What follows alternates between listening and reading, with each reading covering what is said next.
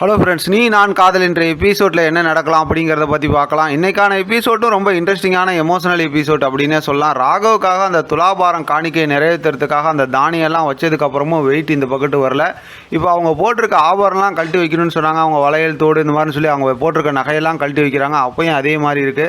இப்போ பாட்டி எல்லாருமே ரொம்பவுமே பதட்டத்தில் தான் இருக்கிறாங்க. ஆனாலும் பார்த்தோம் அப்படின்னாக்கா அது சம்மந்தமாக கேட்கும்போது நீங்கள் உங்கள்கிட்ட இருக்கிறத எடுத்து வைங்க, இல்லைன்னா ஒன்றும் பண்ண முடியாது அப்படிங்கிற மாதிரி பேசிகிட்டு இருக்காங்க. வழக்கம் போல் பார்த்தோம்னா இங்கே முரளியும் சுந்தரியும் ரொம்ப சந்தோஷப்பட்டுட்டு இருக்காங்க. அந்த நேரத்தில் தான் சித்தர் வந்து மணாளனோட உள்ளத்தில் ஏதாவது சந்தேகம் இருந்துச்சுன்னா இப்படி தான் இருக்குன்னு சொல்லும்போது என்னை சந்தேகப்படுறதுக்கு காரணமே இந்த தாலி தான், நான் வந்து இந்த தாலியை கழட்டி வைக்கலான்னு முடிவு பண்ணுறேங்கிற மாதிரி இப்போ அபி வந்து அந்த தாலியை கழட்ட போகிறாங்க. எல்லாரும் வேணான்னு சொல்கிறாங்க. இருந்தாலும் அபி வந்து அதை கழட்டுறாங்க. அந்த நேரத்தில் பார்த்தோம்னா அந்த தாலியில் ஒரு முருகரோட டாலர் போட்டிருக்காங்க. அந்த டாலர் மட்டும் பிச்சுட்டு போய் மேலே இதில் அடித்து அந்த ஒரு தானியத்துக்குள்ளார விழுந்துருது. உடனே துலாபாரம் சரியாயிடுது. அந்த வேண்டுதல் வந்து காணிக்கை நிறைவேறிடுது.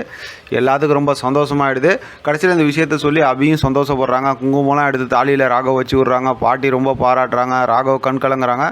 வழக்கம் போல் பார்த்தோம்னா சுந்தரி முரளிக்கு வந்து செமையாக அசிங்கமாகிடுது. நல்லபடியாக வேண்டுதலை நிறைவேற்றிட்டு வந்துடுறாங்க. இப்போ பார்த்தோம் அப்படின்னா சுந்தரி முரளியும் மறுபடியும் வந்து இந்த விஷயமா பேசிக்கிட்டு இருக்காங்க. சாஃப்ட் கார்னர் வந்துருச்சு அப்படி இப்படின்னு.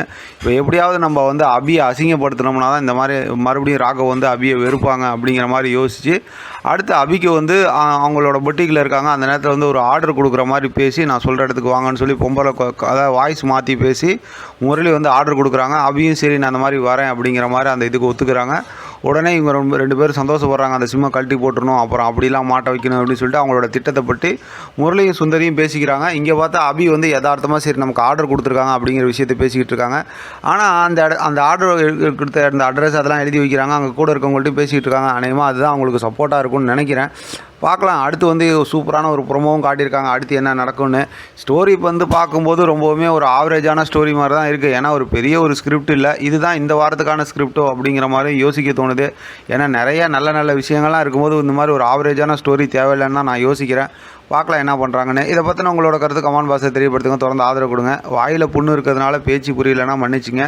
இதை பற்றி தொடர்ந்து ஆதரவு. Thank you friend. தேங்க்ஸ் ஃபார் வாட்சிங்.